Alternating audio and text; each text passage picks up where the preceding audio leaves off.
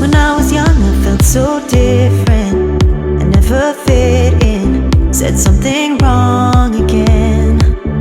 And I felt trapped inside my body. I thought that's not me, not who I wanna be. Couldn't see the beauty in this life that I was given, but I'm grateful I survived long enough to realize I am stardust. I came from outer space. It was the world who told me I should change. Perfectly imperfect, I break the mold in every way, but now I won't forget my name. I am